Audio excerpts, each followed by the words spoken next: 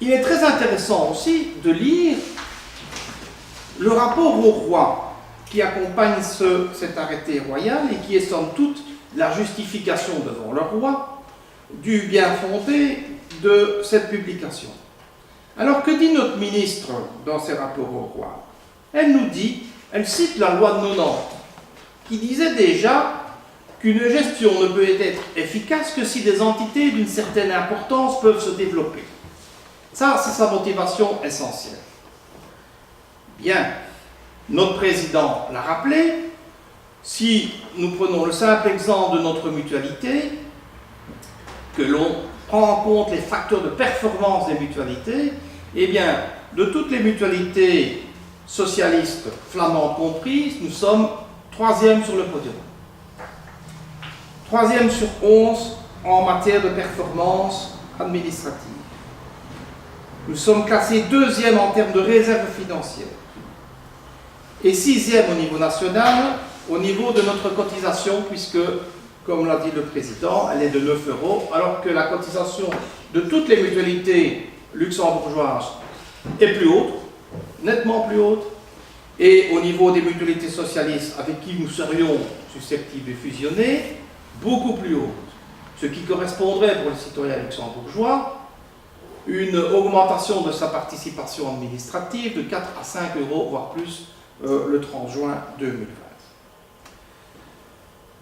Nous démontrons donc que par les chiffres, qui, comme l'a dit le président, ne sont pas notre évaluation, mais le résultat d'une évaluation de l'INAMI et de l'Office de contrôle, pas contestable, totalement contredit par les faits. Cette motivation, qui est essentielle pour la ministre, est en plus totalement incohérente. En effet, elle concerne 5 organismes assureurs sur les 7 en Belgique, et elle laisse en dehors de cet arrêté royal la Caisse des soins de santé de la SNCB, c'est l'OA 900, et la Caisse auxiliaire d'assurance maladie et invalidité, la CAMI, c'est l'OA 600, qui ne compte même pas au niveau national 75 000 membres. Sur base de la motivation de la ministre, on peut donc s'interroger sur le fait que comment se fait-il que nous devions nous grouper pour être professionnels et efficaces et que dans le même temps, 2 autres OA pourraient continuer de manière inefficace et non professionnelle?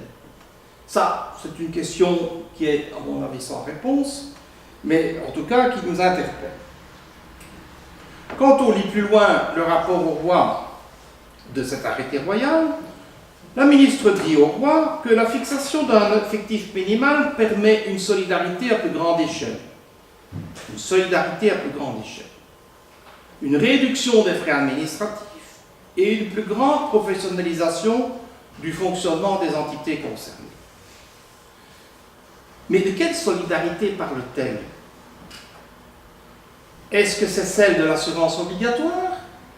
Parce que là, on a des lois et des dispositions qui sont applicables de la même façon partout en Belgique, et donc il n'est pas possible d'élargir encore la solidarité. Est-ce qu'elle parle de l'assurance complémentaire des mutualités? Et là, alors à ce moment-là, on se permet de s'interroger, puisque, comme l'a dit le président, ce qui importe pour la population, c'est avant tout des avantages qui lui correspondent, particulièrement en zone rurale.